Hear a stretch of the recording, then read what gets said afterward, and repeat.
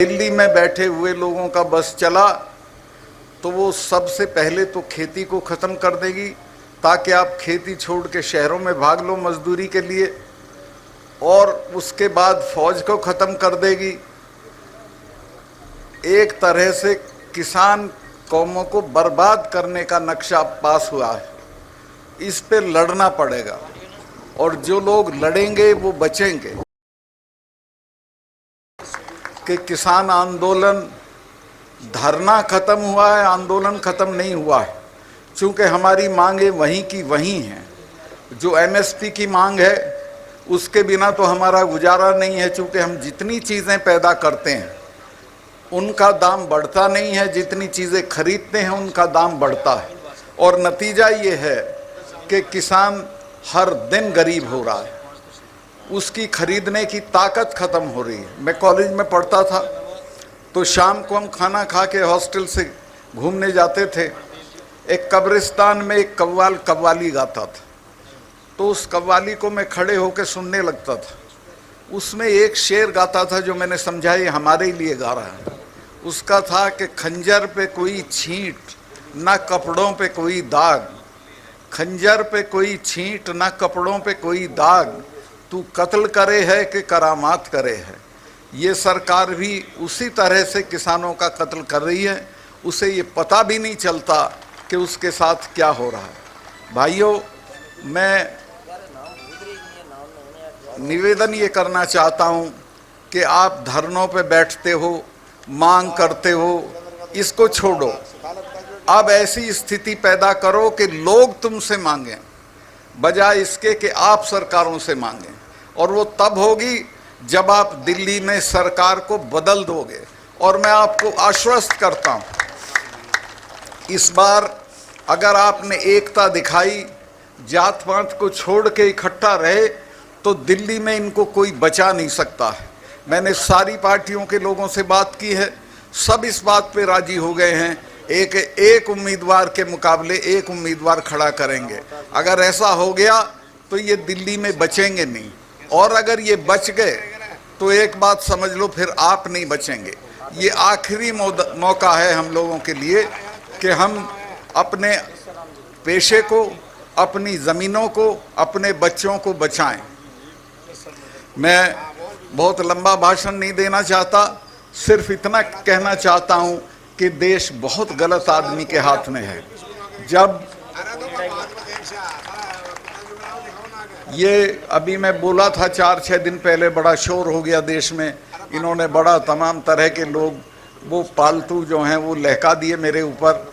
मैंने ये बताया था, जो सच था उसी वक्त बताया था जब मैं ये था गवर्नर था, कि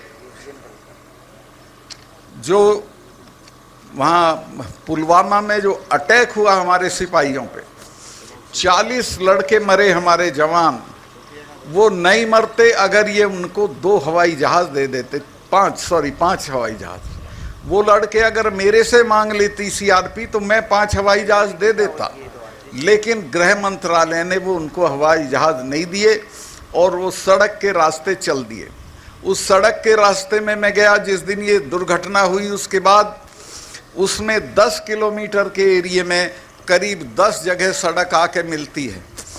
उस पे एक जिप्सी नहीं खड़ी थी किसी को रोकने के लिए, कोई भी आ सकता था। तो वो आया, भरी हुई गाड़ी थी विस्फोटक की, और एक गाड़ी में मार दी और हमारे 40 जवान शहीद हो गए।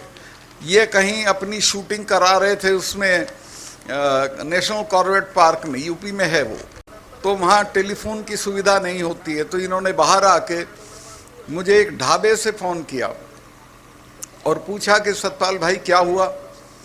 मैंने इनको बताया कि साहब ऐसे ऐसे हो गया, इतना हमारा नुकसान हो गया है और ये हमारी गलती की वजह से हुआ है।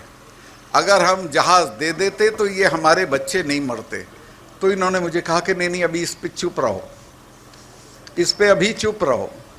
जो नेशनल सिक्योरिटी एडवाइज़र है, जिसका नाम आपने सुना होगा, अजीत डोभाल, वो मेरा क्लास फेलो रहा, कानून की क्लास में हम साथ पढ़ते थे।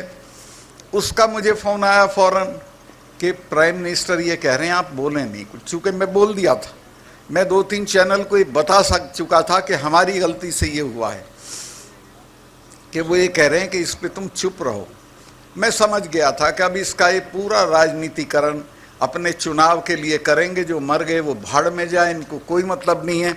और आज तक उस पूरे मामले की कोई जांच नहीं हुई है, कोई उसका नतीजा नहीं आया है। अब आप अंदाज़ा लगा सकते हो कि कितने ख़तरनाक लोग देश चला रहे हैं, जिनको अपने सिपाहियों की जान से हमदर्दी नहीं है, जिनको अपने देश से हमदर्दी नहीं है, और बात लंबी चौड़ी करते हैं, मन की बात करते हैं, कभी तन की बात करते हैं।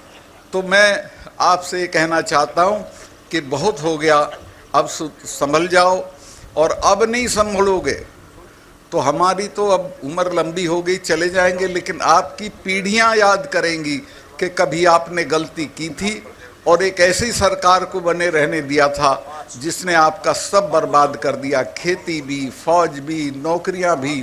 तो मैं आपसे, और मैं आऊँगा, इलेक्शन में भी आऊँगा, जो भी आपका आदमी लड़ेगा उसके लिए। मैं तो, मेरे पैर में बहुत तकलीफ है, लेकिन फिर भी मैं घूम रहा हूँ, महीने में कम से कम 10 पब्लिक मीटिंग करता हूँ, सब जगह जा रहा हूँ, सबसे बात कर रहा हूँ, और मुझे ये कामयाबी मिली है कि सब इसके लिए राज़ी हो गए हैं कि एक उम्मीदवार के मुकाबले एक उम्मीदवार खड़ा करेंगे। और अगर ये हो गया तो मैं आपको आश्वस्त कर दूं कि ये बचेंगे नहीं, इनकी शक्ल नहीं पहचानी जाएगी। ये जो आज इनका घमंड है, ये सारा चूर चूर हो जाएगा। सब सहमत हो गए हैं, सारी पार्टियां सहमत हो गई। मैं बहुत लंबा भाषण कर दिया, भाई इतना ही कहना चाहता हूं कि ये मौके रोज़ नहीं मिलते हैं।